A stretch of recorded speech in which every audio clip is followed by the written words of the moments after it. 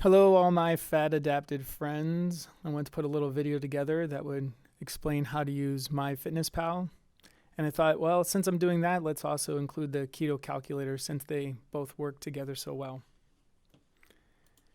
So if you go over here to keto calculator, this is a super easy and very helpful application that runs inside of a browser where you just put in your information. Pretty self-explanatory. And then when you are done, it's going to give you your diet outlook for calories, right? As you can see, I'm around 75% to 80% fat and around 15% protein and 5 to 7% carbs, right? This calculator is super helpful. If you haven't seen it before, you're really going to like it. At the bottom of the page, you'll see a link there. One says your custom goals and the other one says MFP, and you might wonder if MFP stands for, I don't know, my fat potential, but it doesn't. It stands for MyFitnessPal. And the custom goals also are in MyFitnessPal. So if you click on that link, it's going to take you to MyFitnessPal.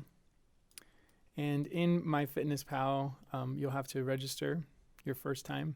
So I'm just going to create a fake account and log in with it. Okay, and once you're in, you're going to fill in more personal information. And then if you have friends that you want to connect with on MyFitnessPal, you can do that here. If I go back to the keto calculator, okay, and now I go to the bottom, you see that second one that says my goals. Now if you click on that, it's going to take you into MyFitnessPal into there. And you can see that when you first come in, MyFitnessPal thinks of, I suppose, the common diet in America. So carbohydrates are 50%, fat is 30%, protein is 20%. We all know that's not correct, all right? So you can go in here and edit that and change those to the appropriate settings for a ketogenic diet.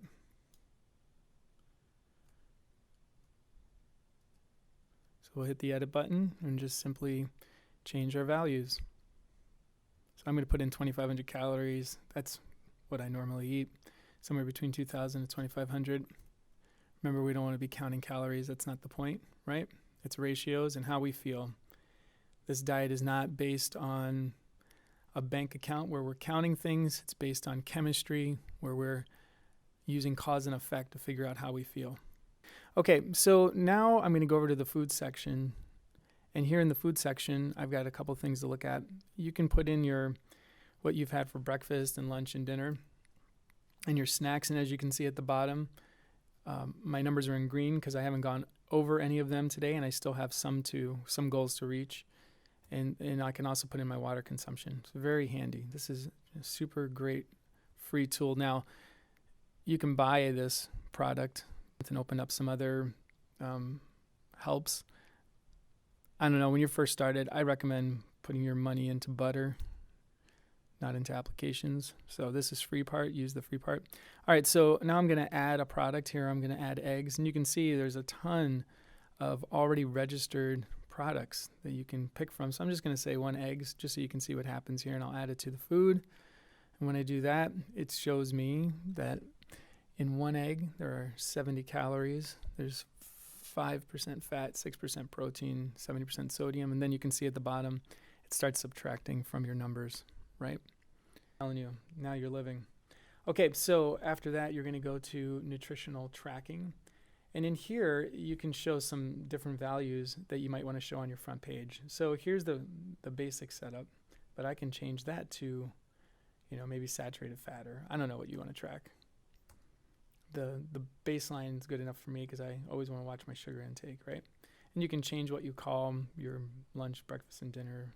If you call it something else, like you call it din, sup, breakfast, whatever. So you can customize that as well. And then you can just, if you put in the wrong item, you can easily delete it. That's nice because you can make mistakes. And there's a redo. Here's a Big Mac for you. Right, so I'm going to put in that for my nutrition. I haven't eaten a Big Mac since I was like 12. Okay, so you can see in a Big Mac there's 550 calories. Oh, look at that, 46 carbs. But just know, that's why having Keto OS around is so important, because even when you have a naughty day, you can know that you are burning fat for 7 to 8 hours. It's pretty neat. But I'm going to suggest don't ever go to McDonald's. Oh, got to have a Coke because we're at McDonald's, right? Traditional meal. People have been eating it since the 1950s. Holy smokes, 204 carbs. I wish I still had the sugar up here because you could see the amount of sugar now that has been eaten with this setup. Crazy. All right, so one function that would be super helpful if it was in here, that's on the phone version. So if you have a smartphone, you get one other feature, but I'll show you. I made some screen captures and I'll show you what it looks like here. All right, so this is my app on my phone, and as you can see, showing me how many carbohydrates, how many fats, and how many proteins in a simple pie graph. You can also see your nutrition intake, like how much you ate for lunch, breakfast, dinner, how many total calories, and then also a breakdown of, how much protein, how many carbohydrates, how much fat, and then you can see the breakdown of saturated poly and mono and some other things there. All right, I hope this has been helpful to you. And if you have any questions, oh yeah, the other thing you can do is do it by week. So you can see the how'd you do on your goals for the week for fat, protein, and carbohydrates. All right, I hope this has been helpful to you. And if you have any questions, just comment below and I'll see if I can help. Thanks.